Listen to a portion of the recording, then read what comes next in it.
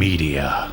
As consumers, we are bombarded by it at every turn, like the Incredible Hulk being bombarded by gamma rays. But what makes some media endure, while others are banished to the forgotten black hole of obscurity, never to be heard from again?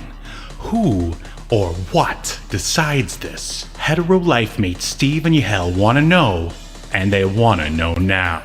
This is Obscurity Now. And what's up, Obscurians, and welcome to another episode of Obscurity Now, the show that takes a look at weird and almost forgotten pieces of media. Then we decide if they should be remembered for all of human history or tossed into the black void of obscurity, never to be heard from again. My name is Steve, and with me, he's my 3030 to me Bravestarr. It's... Hey, it is Yahel. How are you doing, Steven? Did you shoot anybody today? I know you got a quick trigger finger from what I understand. Absolutely not. I don't use guns unless it's absolutely necessary. You're the trigger happy one. If you're 3030 and I'm Bravestarr, you're the trigger happy one. And could you please turn into a horse already? I don't even like guns. I don't even like guns. Well, I was disappointed that Bravestarr never used his gun in this episode because my point exactly. You're the gun freak. I'm not a gun freak. I just like them cinematically. That's all. I mean, I don't own a single gun. I don't even have a Nintendo Zapper anymore, or even a Sega Menacer, for that matter. Although, man, I wish I did. But all right, ladies and gentlemen, in case you couldn't read the thumbnail or the title of this podcast, we are covering the 80s cartoon Bravestarr.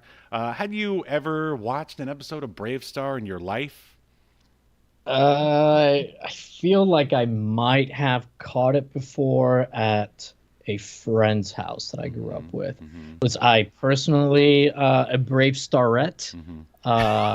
No, Bravestarrette. That sounds feminine. I don't think that's the what they want to be called. Huh? And Bravestarrites. Yeah, maybe that would make more sense. The Bravestarriers. I don't know. The Braves. Yeah, but yeah, no. I really didn't remember much about it, but I must have watched it because I definitely recognized and remember the voice of I almost called him the dog, the furry's wet dream known as 3030. I remember his voice and Bravestarr's voice. But what about you?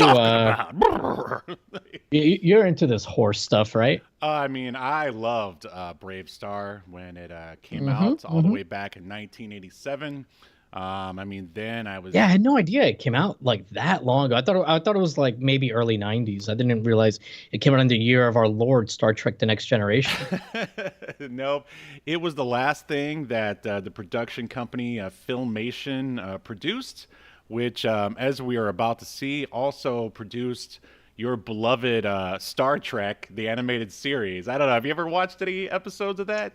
It's funny you mentioned that. It's like the only Star Trek series I hadn't watched. So I started watching it maybe like 6 months ago, but I'm only like 8 or 10 episodes in because I'm trying to make it last. But it's actually, I would say it's surprisingly good. And some of these episodes are better than the actual episodes from the original series, the live action one. I'm not even saying that to be like funny or whatever.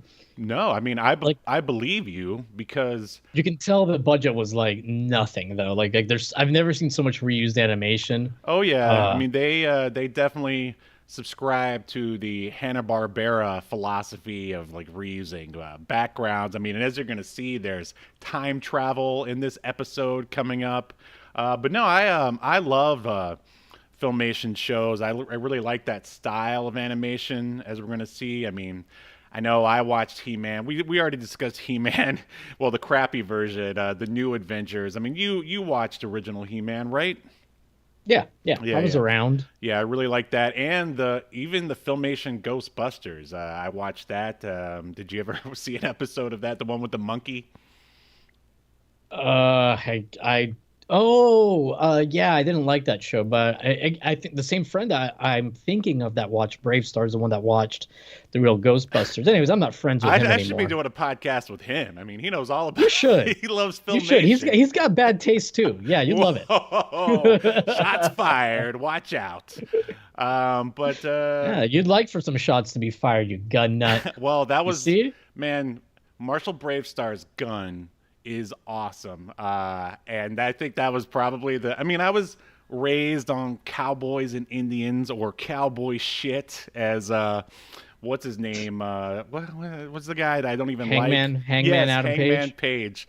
Yeah, yeah. I mean, I was raised on that stuff. So when this thing came around, I mean, it was I was the right age and I was all in. And then of course, there's also, I mean, this thing. In case you're not familiar with Bravestarr, it is a genre. It's a space western. It's a mix of basically it's western and sci-fi genres. And I don't know. It's I feel like there was a lot of stuff like that going on. And if you didn't watch it from the beginning, you kind of had like no idea what was going on with the world, like kind of like Thundercats. It's like I never knew like what was going on in the world of Thundercats. It's just they were there like battling those bad guys, and that was enough.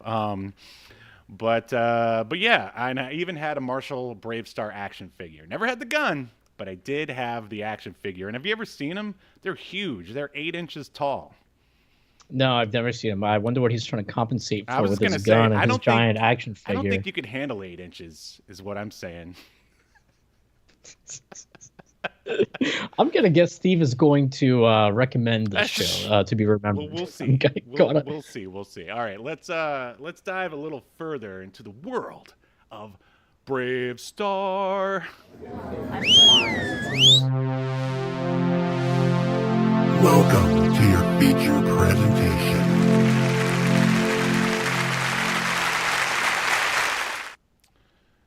Alrighty. All right. So, oh man, let me roll back my notes here. All right. So, Bravestarr, Season 1, Episode 1, The Disappearance of 3030 is the episode that we'll be watching today. Bravestarr itself ran from 1987 to 1989, 65 episodes, one season. And now, if you were watching this, why do you think this cartoon was created? I don't know. I mean, were horses big? Is this like supposed to be like a competition to like My Little Pony, like a more aggressive? I really have no idea what this is. You're overthinking it. The answer is to sell toys, right? Oh yeah, of course. Well, actually, and so you would think that Mattel made the action figures and then came to Filmation and asked for some cartoons to be made. No, Yahel. It is the other way around. Filmation made Bravestarr first, and then they brought it to Mattel, and like some few changes were made, and then Mattel just went ahead and released the action figures first anyway, for some reason, and then everyone just assumed it was there to make toys. But they just wanted to tell a good story, Yahel, about space cowboys in space in New Texas. About how Texas, even in the future and in space, if you name a territory Texas, it'll be a shit show, basically, is what I've taken away. Because the planet that they live on, what's it called? New Texas or something like that? That's it, yeah. Yeah. And it's a lot like old Texas. Well, the thing that I can't believe is how, what am I looking, like level-headed Marshall Bravestarr is, because every person from Texas I ever met, like, can never stop talking about Texas. But you have to remember though, he's like not a native to New Texas, because he just arrived one day according to the theme song. Right, it's true, and he's from one of the northern planets where. It's weird. They show his origin in the movie, which we're going to talk about here in a second. But yeah, we're watching the pilot episode, which is available for free on YouTube, along with basically all of the episodes and the movie of Bravestarr. And let's see here.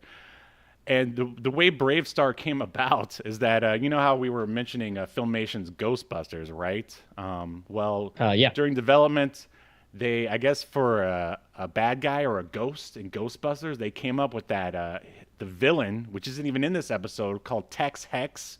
And then the one of the people at Filmation liked him so much, they're like, oh, why don't we just make an entire show just basically around this guy? So Bravestar's villain came first, and then they made Bravestarr and the rest of it all around it, which I found pretty interesting. Yes. So moving on here. Yes, this episode premiered September 14th, 1987. And here's the synopsis. 3030 and Bravestarr have a fallout over 30's trigger happiness. 30 goes back to the temple where he met Bravestarr and finds a strange horse spirit who offers him to travel back to time before he met Bravestarr. It was really hard to read that without cracking up. How many strange horse spirits have you encountered during your time on this earth? You know, I can't say I've encountered that many, Steven. Mm-hmm. Not even in Puerto Rico, huh? Not even at the castle. All right. That's for our Ybor City listeners. Yeah. All 1.5 of you. All right. So the directors here are Lou Kashivas, and he has directed such classics as Mighty Mouse, Fat Albert and the Cosby Kids, Filmation's Ghostbusters, He-Man, and She-Ra.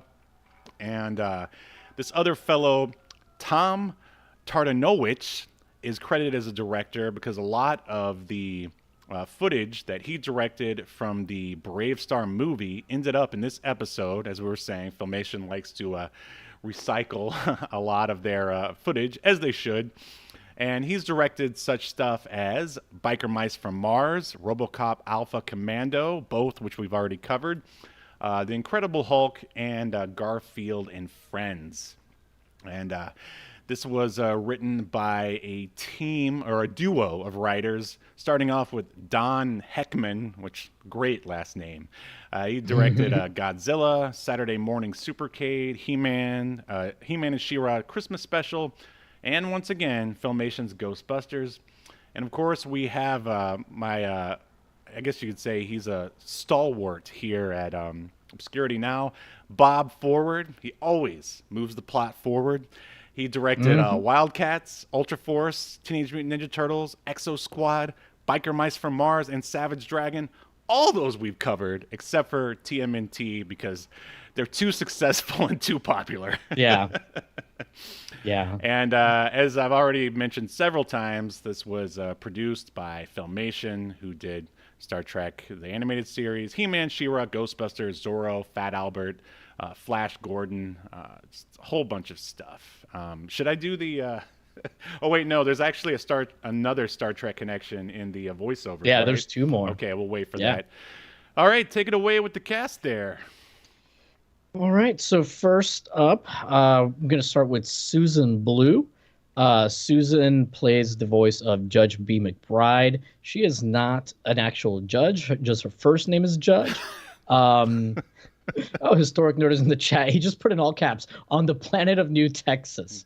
So I guess he was a fan of the intro. Nice. But yeah, so she's still, well, the last thing she did was in 2018, but a lot of voiceover work in cartoons, a lot of Curious George, a lot of cartoons with animals in it. So, you know, very on brand. But you have to mention that she's the voice of RC from Transformers, like the one female Transformer, which I don't know how robots can have genitalia, but apparently from back in the 80s Transformers, they did. Yeah, well, I'm sure somebody did market research and was like, hey, we can sell these to young girls. And suddenly the robots were able to have male and female. There you go. She was also in Miss Shepherd in Friday the 13th, the new Blood or whatever. Yep. All right, moving right along, we've got, oops, lost my note here, Pat Fraley. He stars as Marshal Bravestarr. In this, again, another guy that's done a ton of voice acting. He's got a great head of hair on him even now, so good for him. I agree. Really fantastic head of hair. But yeah, a lot of cartoons, I'm sure you remember him from WWE Slam City. What? No, no. Is that a video game? No, it was like a cartoon. Slam City. It was like one of those early WWE Network shows. Okay. Uh, Okay. it's terrible. I bet. Uh, Most stuff on there was. Anyways, yeah. Moving right along, we've got Ed Gilbert, who plays the voice of 3030. He, I think, is not around anymore. Maybe oh no, he died in 1999. I almost said good for him.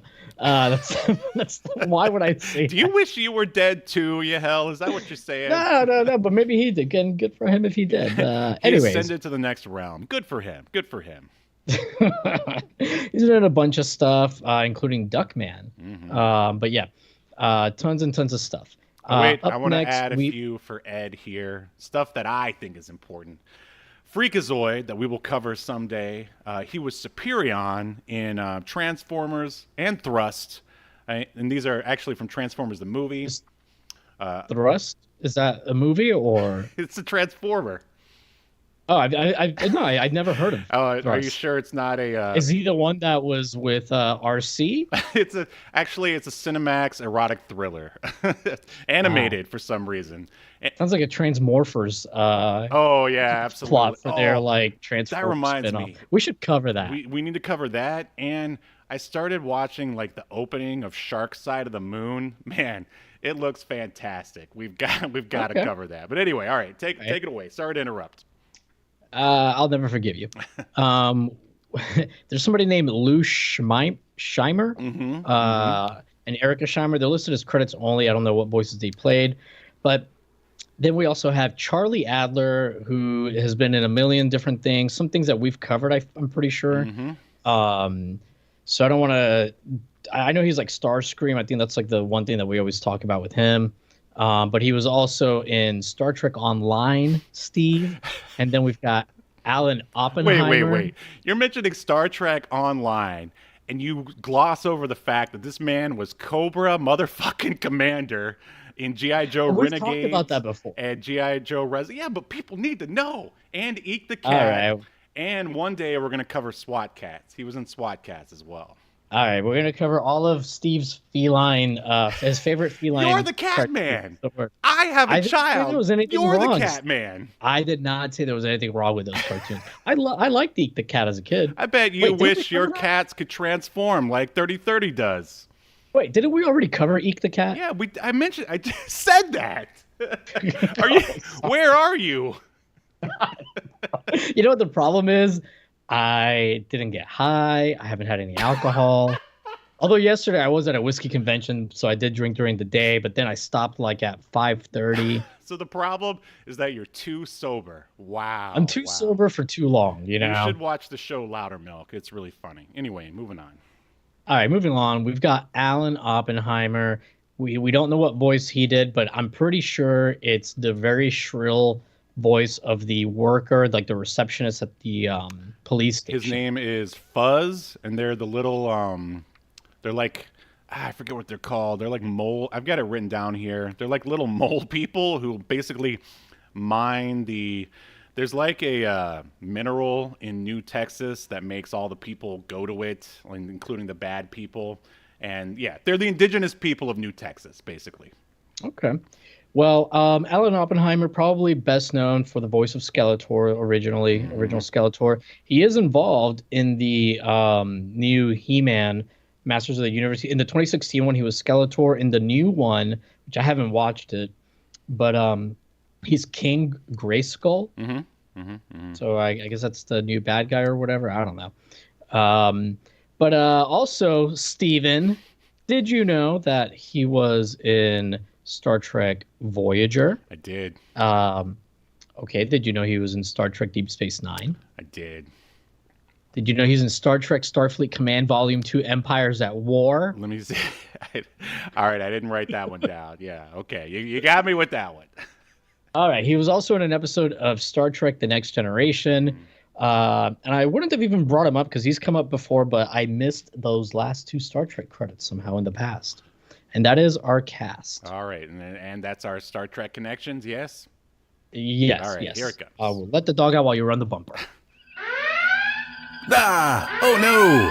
We've just entered another Star Trek connection! Ah! All right, he's who let the dog out? I guess Yahel did. Hey. All right. Professional show. Did I hear the sound of the dog transforming into a man dog? Hello, Yahel. Let's fight crime together. He turned into a rough what's that dog's name? The detective dog, Rough McGruff? Oh, McGruff the crime dog. Yeah. Rough McGruff. That was pretty close. Apparently, he never talked you out of committing any crimes. No, I guess not. Well, it's easy. Not all of us can talk our way out of. Oh. I don't know what you. That's a story for another time. Yeah, sure. We must have told it on here before, but all right. Anyway, okay. So here we go into season 1, episode 1 of Marshal Bravestarr, The Disappearance of 3030. I love the opening Filmation logo. I mean, obviously, I have a lot of nostalgia for this show. I love the Bravestarr logo when there's like a branding iron that like stabs into the logo, and then it basically turns into making it look like Tron or something. What do you think of that? It's pretty cool. I mean, it's an interesting mashup of like, you know, old Western style with like space, but also kind of a bit of a like cyber. Yeah, like Tron. I was going to say cyberpunk, but more like Tronish kind of aesthetic. So I think you're right in saying cyberpunk for sure. Mm-hmm. It's an interesting mashup. Sometimes it works great. Sometimes it's just kind of weird. Mm-hmm. But yeah, that branding thing was pretty cool. One of Bravestarr's rogues gallery is like, I don't know, basically a cyborg guy. Reeves. What? It's Keanu Reeves. Keanu Reeves. He's in Cyberpunk, the game. Right. Oh, wow. Okay. That reference was not obscure enough, Yahel. But I know he's a guy who basically has like a gun for a hand, as you do. I mean, it was the 80s, right? Sure. So the theme kicks off, and you mentioned earlier the voices of Lou Scheimer and Erica Scheimer. And Lou Scheimer is the founder of Filmation, and he's the male vocals in the opening here, and his daughter Erica is singing the female part. Isn't that just nice? Ah, interesting. So can you describe the theme and tell me what you think about it? Well, lyrically, so it's like you've got one guy that's like announcing, kind of explaining the plot, the setup and the plot, like how this is New Texas and Bravestarr showed up one day and blah blah blah. And then occasionally she just goes it's her that sings Bravestarr, right? Yeah, she sings it and he talks it basically. Yeah, he's like talking and she's like Bravestarr. I don't know. It's okay. I think it's probably good that they have like this guy explaining everything every episode for little kids, but it was not very memorable as a theme. Well, but then again, in the chat, I mean, Historic Nerd did immediately yell on the planet of New Texas, which is one of the things that they say in the opening theme. So, yeah. Yeah, I mean, I remember it to this day, composed by Frank Becker, who's known for such classics as American Kickboxer, Monolith, and Perversions of Science. And I mean, I love that theme, and it still echoes in the caverns of my mind. But moving on. So yeah, I mean, plus we've already talked about how this is a very of the time kind of theme where they basically just explain everything. You got that in G.I. Joe. In the original RoboCop animated series, they explained the plot for that as well. I mean, I think it's perfect, more or less, for a 80s Filmation cartoon. And I could sing a little bit of it right now, so it's just all like... Yeah, I mean, I don't think the theme is bad or anything per se. I just wish that there would have been like... I would rather they would have like had like a catchy tune to explain. Like, you can use the same lyrics, but or get into a song or something, something catchy. Yeah, I gotcha. Because the music, I don't even remember any of the music. I remember like the cadence of the guy talking and the occasional Bravestarr. Yeah, the kind of chorus. thing, I mean, that's all you need. I mean, with G.I. Joe, what do you remember from that? You basically remember you fight G.I. Joe, Bravestarr. I mean, I don't know. It's just there to get stuck in your head, so you go out and buy more toys, more or less. So the show... In the chat, I think Historic Nerd looks very offended. He said, "Excuse me, shouting Bravestarr over and over isn't catchy." Hey, well, it's better than some of the themes we've run into lately, like RoboCop, Yeah. Alpha Commando, and Stripperella, where they just basically sing the title of the song over and over again, and then there's nothing else added in. They don't even bother to explain the plot or anything. And why did the Stripperella theme song end with Stan Lee like just licking his lips? It just ends with... Man, that is the sad thing about Stripperella is that's been one of our more popular episodes lately. Way more popular than California Dreams. But people just can't get enough of animated softcore porn. Hopefully Bravestarr here reaches the furry equestrian community. Hopefully. Hey, I mean, we'll take them. Anyone is welcome to listen to. We welcome anyone and everyone. I mean, after all, I was a mascot myself, so Yeah, he's one of you, one of us. One of you. I mean, I never got sexual gratification off being Homer Simpson or Shrek. Steve, I'm an ally. Okay, this is a safe space. All right, the way you live your life is your business. As long as you're listening to Obscurity Now, that's all I care about. That's right. All right, so the show kicks off. The theme ends, and we see some pretty awesomely animated like shots of space, like planets and whatnot. And I was actually just watching the Bravestarr movie, and this was reused from that. Because I mean, I don't know about you, but when it opened up on this, I was like, wow, this is pretty decent looking for a TV cartoon. I don't know. What do you think? It is decent looking, but there's way too much going on. Also, like, space is not this busy, like in such a small section of it. Like, there's like a spinning, and everything is like too close. Like, you have a galaxy that's just like spinning very rapidly. So like, for that, which, galaxies spin, but it's like you can't view it with the naked eye, like it actually spinning, and planets are way too close. Like the gravitational forces, Steve. Hello? This is a pulpy science fiction cartoon for kids. They're just making sure that they don't walk away from the TV, okay? Yeah, well, I don't think kids should be like given the impression that a giant planet can be 30 feet from another, planet or moon or whatever, and not have one be in the orbit of each other or have some kind of gravitational forces at play here. You're right, Yahel. The government really wasted their money on DARE. What they should have been doing was teaching kids the real facts about space, because that could really hurt someone. Exactly. I'm glad you agree, Steve. No, but I mean, in all seriousness, I mean, it's definitely it's well done, shot. I mean, scientific inaccuracies aside. There's a talking horse in this cartoon. A talking horse. I mean, but it's the future, Steve. Who knows what we have done to with horses and their DNA. Gravity is a force of nature. It's one of the forces of the universe. You can't change it. Wow, I can just see the cartoon you're gonna make. Just you sitting around reading a science textbook. That's it. But I'm animated. Yes, that's it. All right. Moving on here. Okay, so now the camera takes us basically to New Texas. We're basically in a ravine with a Bravestarr and his horseman, 3030. Now, did you ask yourself what on earth or why they named this character 3030? I assumed like they were just big fans of like the ESPN sports docu-series 30 for 30. Is that? Oh, well, close, but no, way off. It's his name is a reference to a 3030 Winchester cartridge. Oh, of course. Made for a rifle. Steve. Well, I mean, come on, man. You love guns.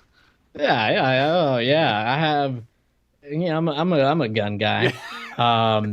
Anyways, we have Creative KV's Corner in the chat. Just wanted to say hello. He said, "What's up, guys?" He also said, "Being a real man means arriving late but not admitting to it. No fear. Yeah. Absolutely. But no, hey, you're right on time as far as I'm concerned. So basically, Bravestarr, just to set the scene, he says that they're waiting for this like gang of coyote men who just robbed something or other. They have to come through this ravine, so he and 3030 are going to try to get the drop on them. And 3030 is all like, "Oh man, I'm going to blast him with my big gun."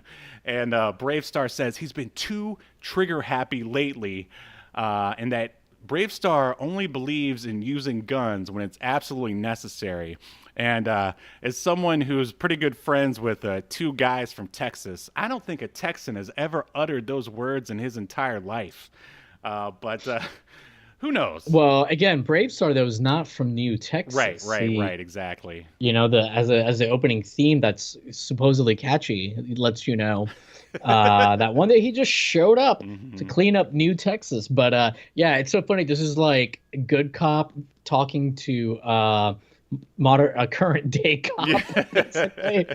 Like 30 for 30 is lamenting basically not that Bravestarr doesn't want him to shoot first and ask questions later. So this is the most realistic interpretation of the police so far that I've seen in any of the cartoons and maybe even shows we've watched. It's very possible.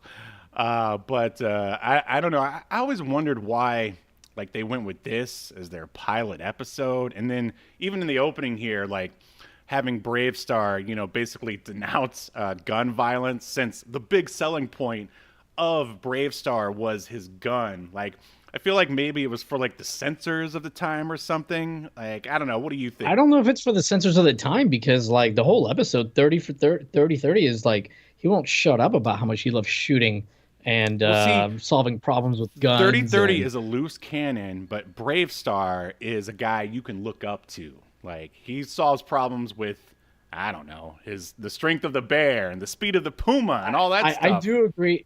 It is like a weird, because the lesson of the show, the episode is supposed to be that friends are gonna like have disagreements sometimes, and you got to kind of work through them, and sometimes you're just not going to agree on stuff. That's a fine lesson to teach the kids. Absolutely. Unfortunately, I don't think using like whether or not you should shoot someone first and ask questions later as like the thing to disagree on is like a weird choice. You know, it could have been something else. You know, they could have said he just like punches people first or something if they wanted to like have it be violent. But the gun thing, like, just very weird. Hey, well, you know, sometimes even Bravestarr's got to use his fisticuffs, you know. But we'll see. We'll see how it goes. Yeah, I got some opinions on the lesson at the end. All right. That they give us. So 30 says he only does what it takes to get the job done. And then the coyote men on their like flying hover horses, they fly towards Bravestarr and 3030. And Bravestarr uses the speed of the puma to head off the coyote men. Now, this is the first time you see Bravestarr use one of his, special powers. Do the transformation effects, do they remind you of anything else? You know, they did, but I couldn't quite put my like finger on it. What did it remind you of? I mean, I'll just tell you what it is. I mean, because all right, I didn't know at first either. I was like, man, that looks very familiar. But basically, it was reused from the Battle Cats transformation in He-Man. Okay. The backgrounds. Yeah, that makes sense. All right, so 30 shoots for some rock. Like, basically, the guys they're driving away on their hover horses. Bravestar's running after them, and 30's like, oh, they're gonna get away. I gotta help them out. You do a pretty good. 30. I guess 30 isn't too far removed from Donkey and Shrek. Yeah, it's true. Yeah, I guess they're both equine, I suppose. Yeah, for those that don't know, for a while, Steven here did the voice of Donkey for Shrek, not in the movies. At Universal Studios in Florida and in Singapore. It's the peak of my career. I mean, aside from this podcast, of course. Of course. By the way, in the chat, I do want to mention Historic Nerds said, when you have the strength of the bear, bro, who needs guns? Yeah. So hell yeah, no fear. But like 3030 is like a cyborg Horseman. horse, Yeah. and we see that he's strong enough to go toe to toe with Bravestarr. Mhm.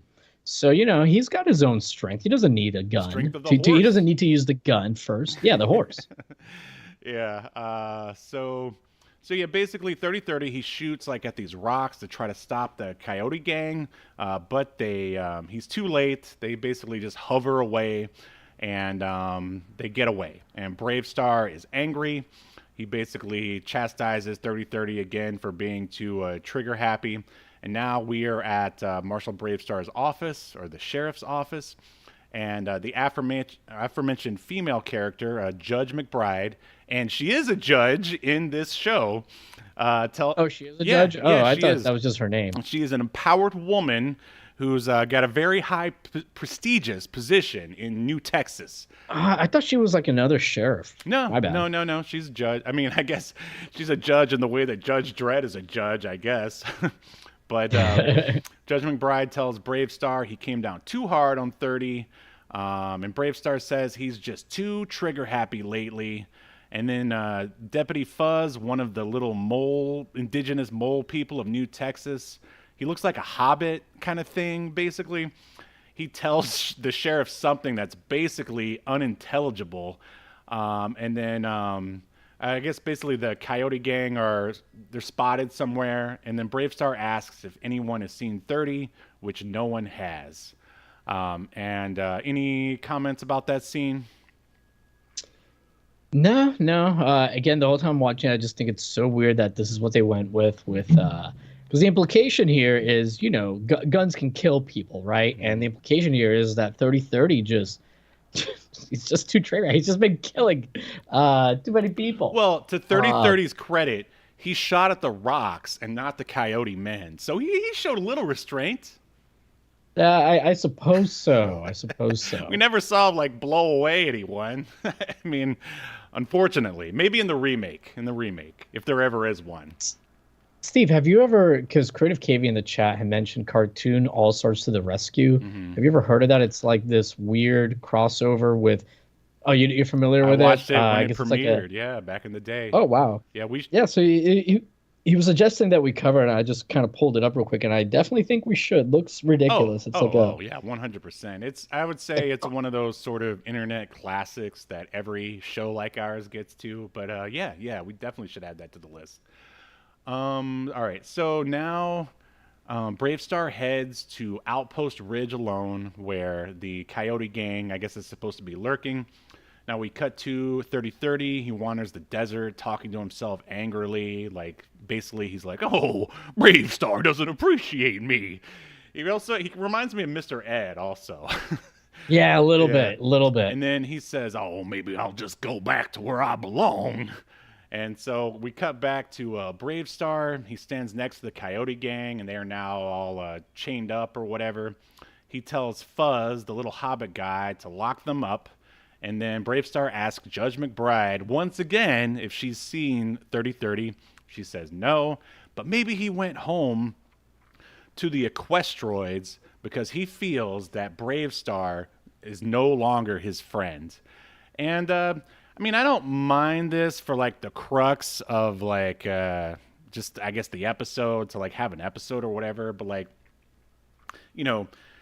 grown men who've been friends for a long time, they rag on each other all the time. And but I mean, I guess it's the whole point of the episode basically, and the the lesson, as you said.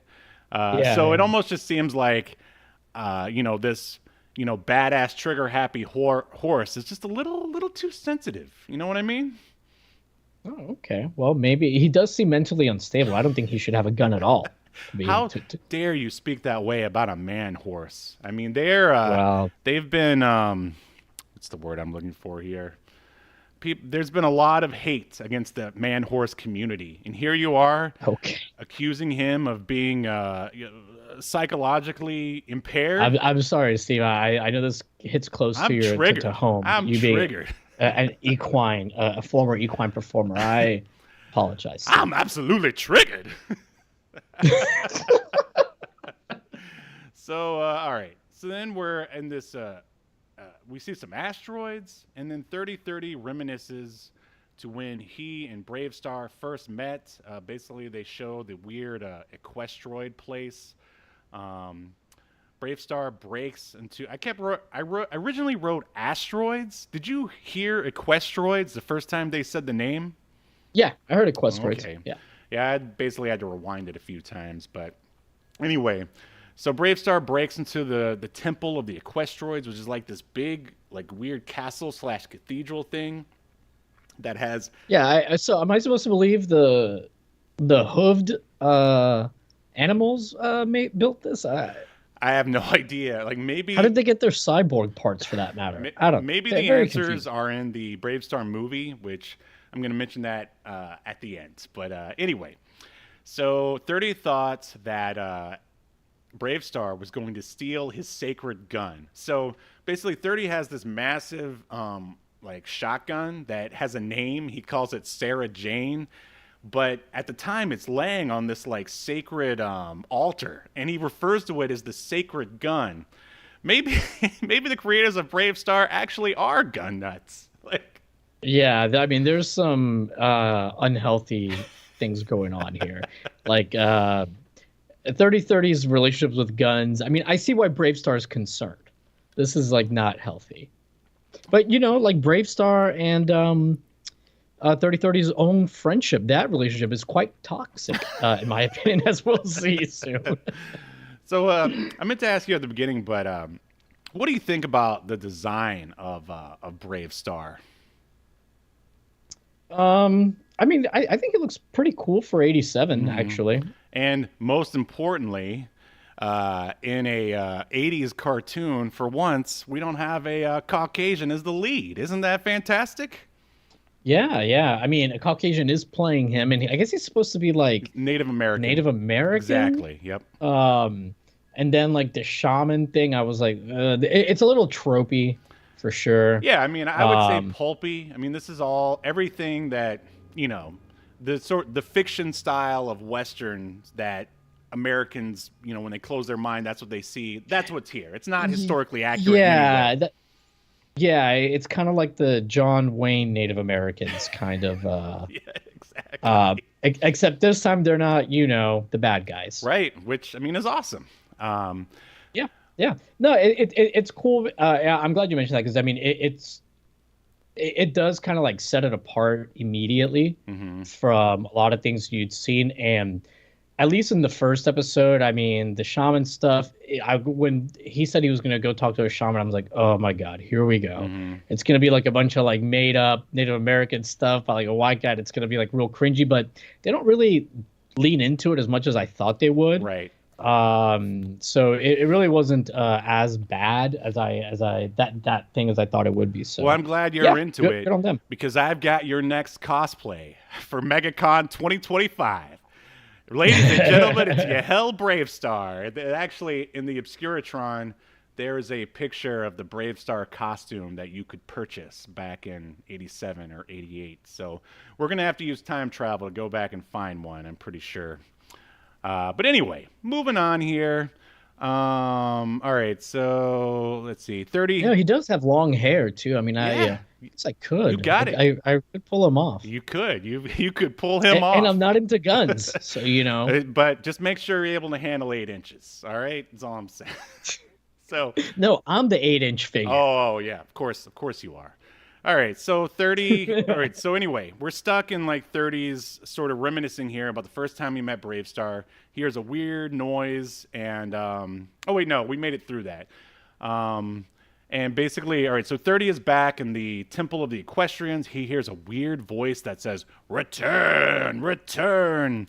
And then Bravestarr takes this weird helicopter pogo stick thing to go to the Temple of the Equestroids. What do you think of that helicopter pogo stick? Yeah, this is one of the times when I said earlier that sometimes the whole cyberpunk kind of mixing it with old style stuff doesn't work. This is definitely one of them. Like that helicopter, it's like he's on a scooter right? But imagine if the scooter part that you rest your leg on, the one that's not kicking the ground, just spins like a helicopter blade underneath your feet, very dangerously. It was. And I see a historic nerd here says there was a Bravestarr vinyl mini costume on eBay for $79.99.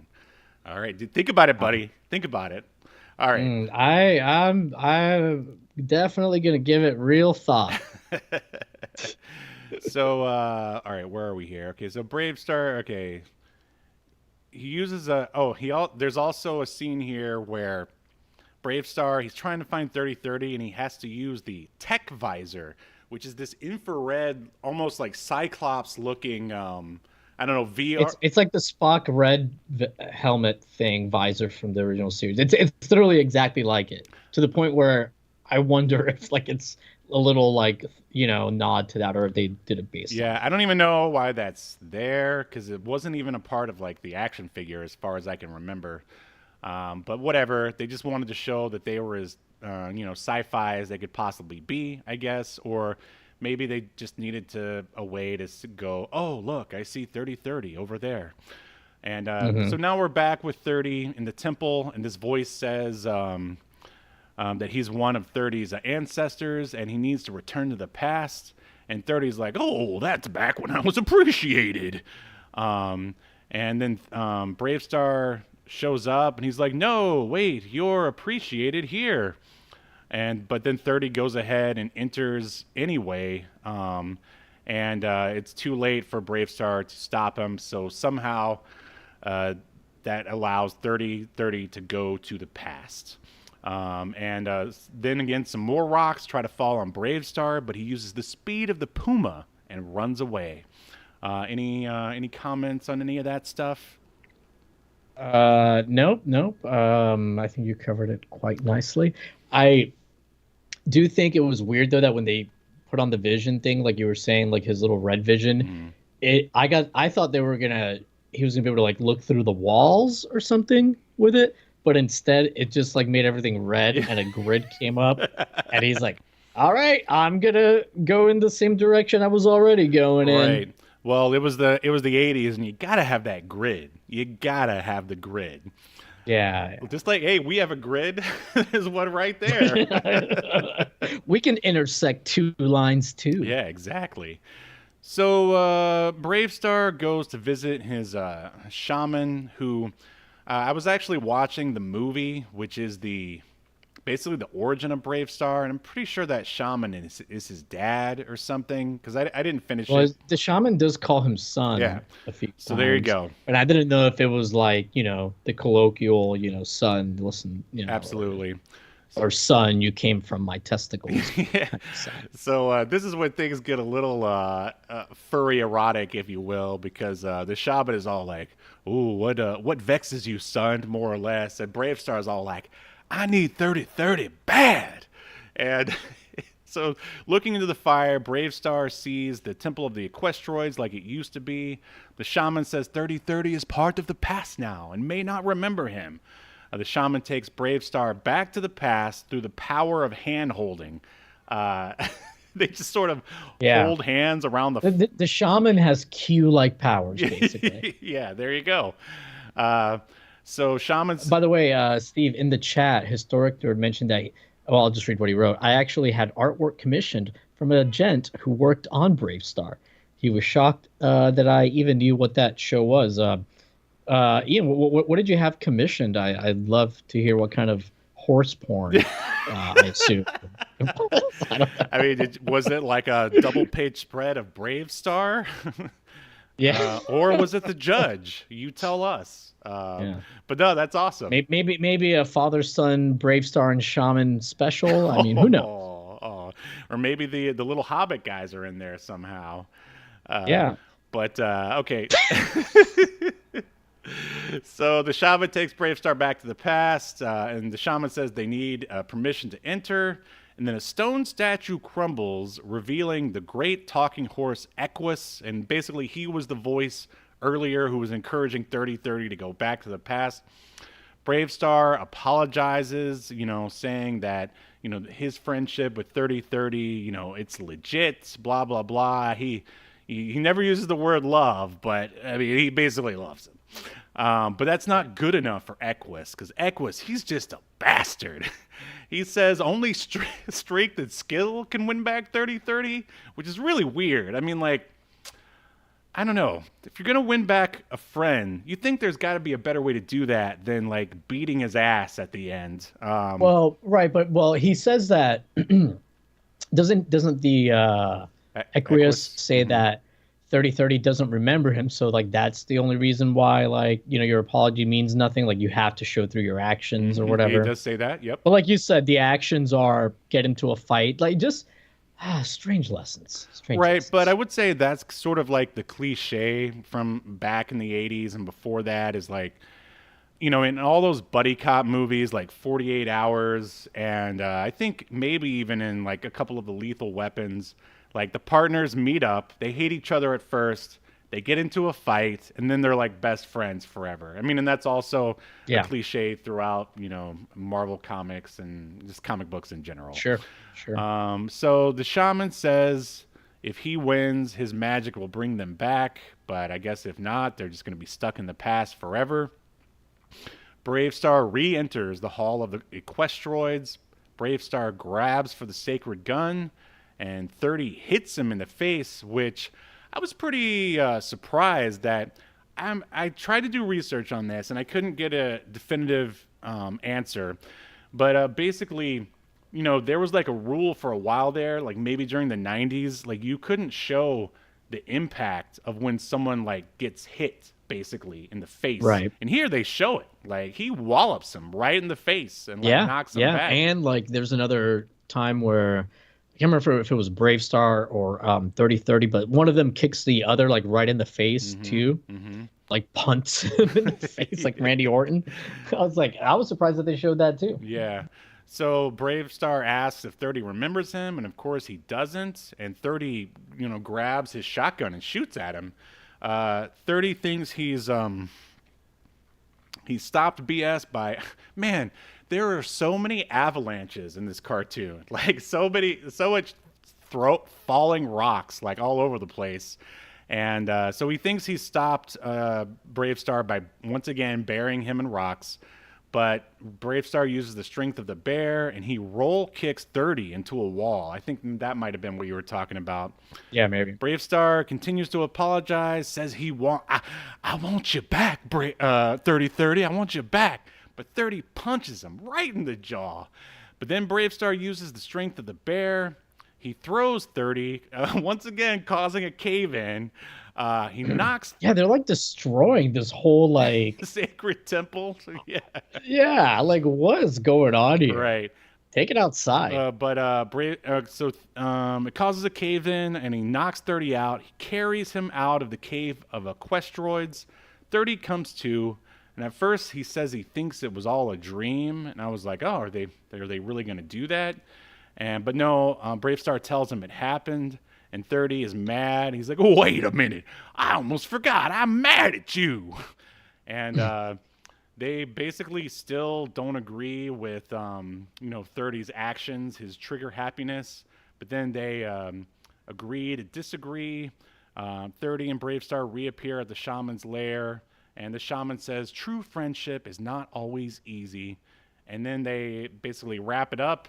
And that's when we hear about, the theme of the episode, which is... Yeah, they do a little, like, PSA like G.I. Joe used to do. And a lot of shows from this time had to do this to get around some of the laws you were mentioning, where it was like, well, there has to be an educational component to your show if it's also selling toys to kids. So the educational component here is supposed to be like, hey, sometimes you're going to get into fights with your friends, but that's no reason to get into a physical fight, even though... That's how they solved it. I think that's a great lesson, though. Like, if you find out, if you are like a super liberal and you find out your friend's like a conservative, there's no reason you guys can't be friends, right? Right? I think it depends on what they're conservative about, probably, Sure. Absolutely. Yeah, like it's so weird, though, that at the end of the episode, like, Bravestarr and 3030 are talking, and Bravestar's like, I still, don't. I think you should be using your gun so quick to pull the trigger. And 3030 is like, well, I don't think I'm ever going to change my mind about this, about using my gun as fast as I can. And then Bravestar's like, well, he literally says, well, I guess this is just one thing we're going to have to agree to disagree on. Right. Like, no, this is like a thing where people are getting shot or not shot. Like, it's not a. Well, there's actually a cutscene where 3030 is like, I also don't care for the Hobbit mole people either.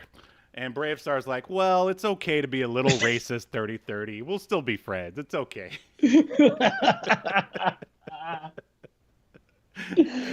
All right, before we render our verdict, all right, I wanted to address. All right, so I don't know about you, My God.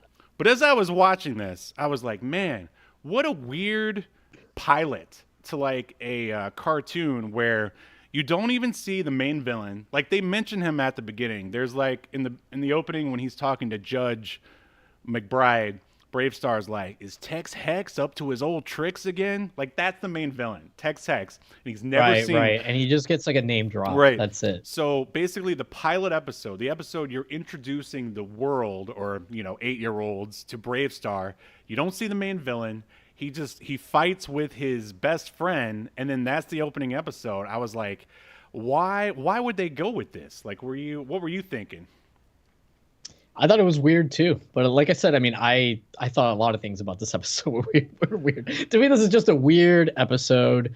Good idea. They just picked maybe the wrong way to kind of go about it, I would say. Well, I found out why, more or less, and that's basically so the Bravestarr movie, also known as The Legend of Bravestarr. I mean, that was basically animated first, and I think it's supposed to be direct to VHS at the time, and that was basically what they used to sell the idea of Bravestarr to Mattel, and for some reason, it didn't get released until after like the cartoon had premiered. I mean, I don't know if it's because Mattel went ahead and dropped the action figures before the cartoon came out, but yeah. Anyway, I started watching it, and basically the entire origin of everything is in that Bravestarr movie. So I guess they intended everyone to watch that first, and then they were going to follow it up with this. And I kind of wish I would have known that. I would have much rather have watched that first instead of this, but whatever. It is what it is. We can always watch Bravestarr another time, which is the movie, which is also on YouTube. And the animation actually looked, well, I mean, it's similar, but it just had a lot more detail, I think. And also, I was reading where the Bravestarr movie is also one of the first animated movies to use CGI, which I know interests you very highly.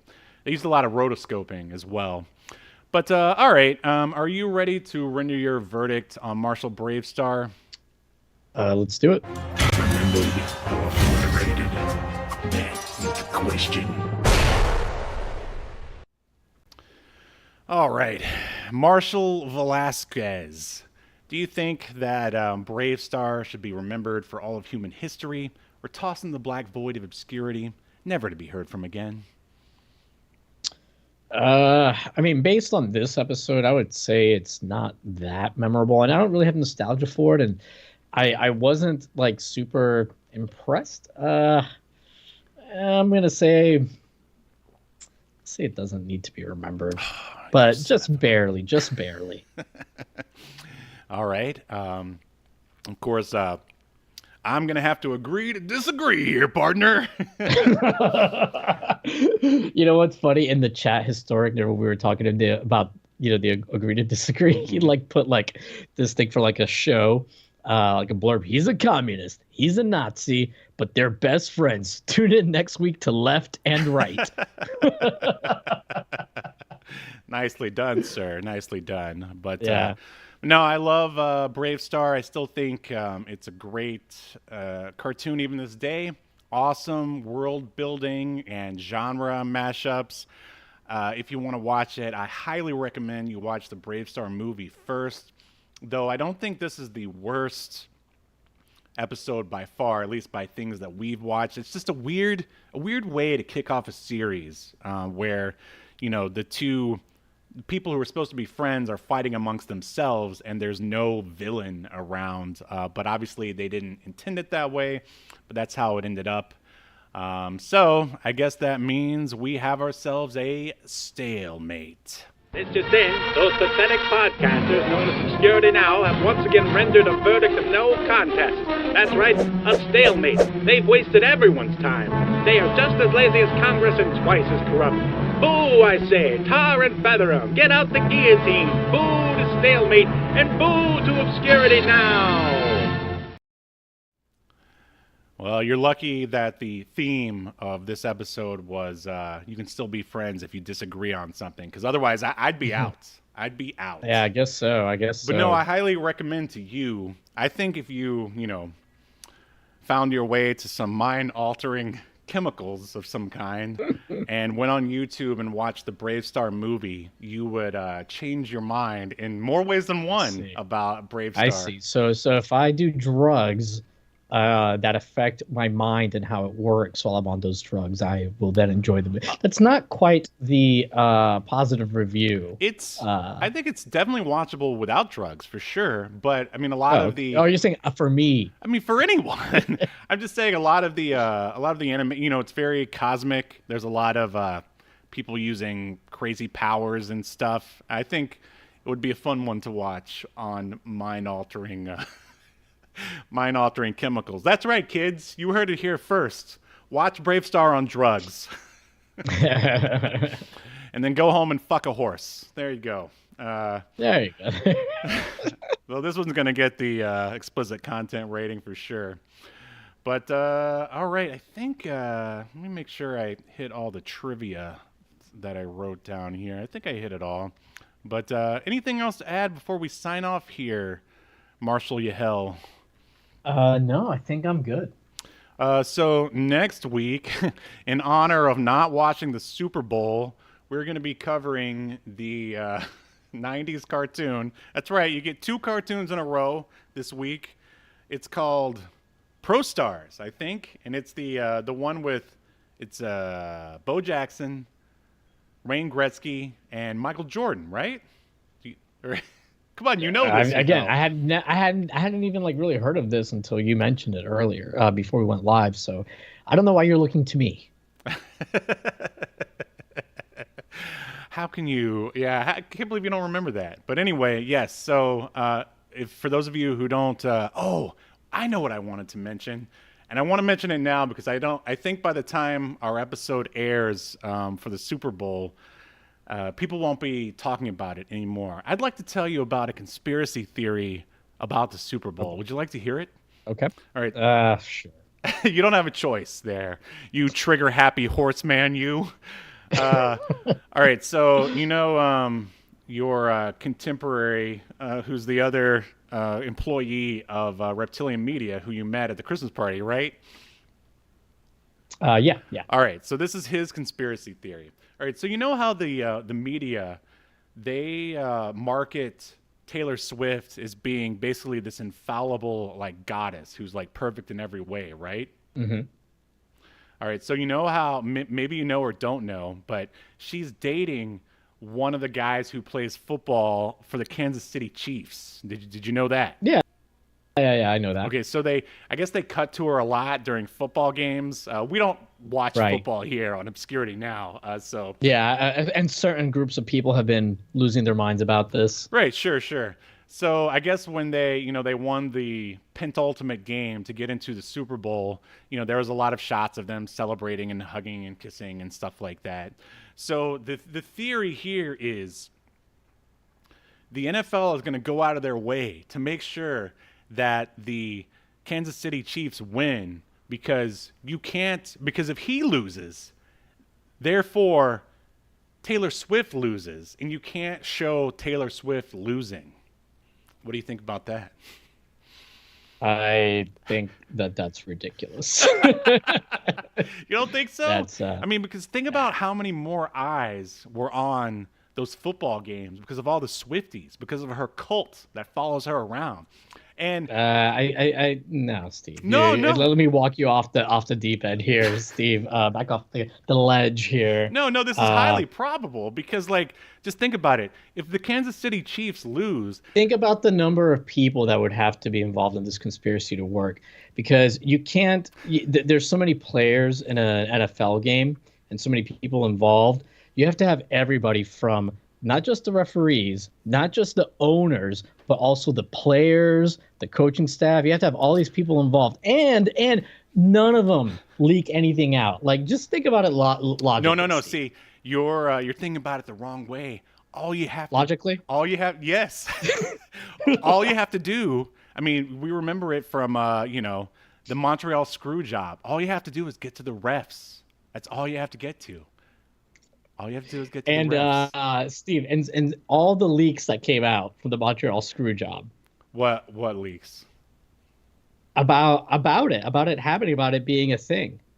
Like, you can't keep things like that, like, secret. Yeah, like, but it's not happening. Right, yeah. I mean, so Vince McMahon went up to Earl Hebner and told him, to screw Bret Hart, right? So that's all Right. the NFL owners have to do. They call down. And Steve, before Bret Hart even left the building, people knew that there had been this conspiracy, and that only required like a few people to like keep their mouths shut about it. That's what I'm saying. Like, this would require so many more people, because it's not because you have to leave so many things up to chance. Like, okay, how is this player going to move? How is that player going to move? No. Like, basically all the plays would have to be set out ahead of time. Like, if somebody like catches a fair catch in the end zone, the ref can't just be like, "Oh, that's not a valid catch." Well, sure he can. Sure he can. No, all they if have to no do one is is call around, down no there, one can't. DQ this guy, for using a steel chair, something along those lines. Yeah. And you do realize that, like, the owners of teams, they get more money when their teams go to the Super Bowl, and the players. So, like, if whoever the Chiefs played against, before they went to the Super Bowl, they get more money just for going. Those players would have gotten more money for beating the Chiefs by being in the Super Bowl, even if they lose the Super Bowl. Well, Steve, you got to start thinking about things logically. I don't know what's going on. The thing is that I don't care about the Super Bowl one way or the other. I just found this conspiracy theory to be highly entertaining, and I'll be interested to see, if they do lose, if somehow she loses some of her power. One thing that Ian, aka Historic Nerd, pointed out is that the Chiefs have been to like several Super Bowls in the last 5 years. Oh, is that so? Well, then it's a lock. Then I guess I don't know. But anyway, no, Steve. They were planning on 5 years ago on Taylor Swift getting big, and hey, how many boxing matches have been a work? A lot of them, and it's supposed to be. You need a lot less, but that requires a lot less people to fix. It's true. It's true. But I don't know. It's just something to think about. Every example you've given is like an example that needs 2 or 3 people to be in on it. Look, I'm just the messenger here. I don't really believe. And the Taylor Swift thing would require hundreds of people to be in. But just think about it though. What if the NFL was just like, well, this Taylor Swift has gotten a lot more eyes on our product. We want her to. Do you think the Super Bowl was gonna have low ratings? I don't know. Like, do you think that's what the NFL is thinking? No. Maybe. Who knows? All right, sure. I love how offended you are at this. I'm not offended. I'm just surprised that you're not thinking this through. No, I mean, it's completely ridiculous, but I'm still enjoying it, is what I'm saying. I don't enjoy conspiracy theories anymore, to be honest. But back in like the early 2000s, I did. But now they just inspire people to have like dangerous thinking. Not saying you do. Yeah, but this isn't gonna hurt anyone. It's just something to. Yeah, but the thing is, like, people start to get into conspiracy theories, and then they eventually like roll. Not everyone, but a lot. Unfortunately, too many people then eventually just keeps looking into conspiracy theories. Oh, this is fun, and then next thing you know, in 6 months later, they're like a QAnon. Person that thinks like, everyone's a lizard person. Well, I can't be responsible for them, Yahel. I can only be responsible for me and you. I will shut down any conspiracy theory. All right. People need to be taught to think about things logically. All right, ladies and gentlemen, you watch and you see who wins. and we'll see what happens. So now if the Chiefs win, you're confirmed as being correct. Look, my belief in things is the only thing that matters. I don't need facts and logic anymore. If the Chiefs lose, will you apologize for even bringing this up and wasting like 20 minutes of our life? Oh, you think this is a wait? You go complain to Robert Dunn, because he's the one who told me about it. All right. Well, if you're still listening, thank you for listening. If you're not subscribed, please do. We've gotten a couple of subscribers in over the past couple of weeks or whatever. It's been great. We're blowing up. We're huge. We're bigger than the NFL and Taylor Swift we're regular together. Taylor Swifts over here. Oh yeah, absolutely. So make sure you join us next Sunday for what, All Stars or whatever they are, and we will see you next Sunday. All you're thinking about is your next conspiracy theory. See, they're entertaining. Yeah, exactly. Historic Nerd here says question everything, even the Super Bowl. All right, no fear, and we're gonna cut it off there. All right, we'll see you next Sunday, everybody. Goodbye. You've been enjoying Obscurity Now, a podcast that's recorded live to tape and streamed to Twitch and YouTube. Subscribe so you never miss an episode or hilarious quip. Take us with you by following the download links provided in the show notes to wherever you get podcasts. And take notice of our various social media links. If that's what you're into, I'm not here to judge. And make sure you join us live next week at 6 p.m. Eastern, 3 p.m. Pacific as we continue to discuss more obscure media only on Obscurity Now.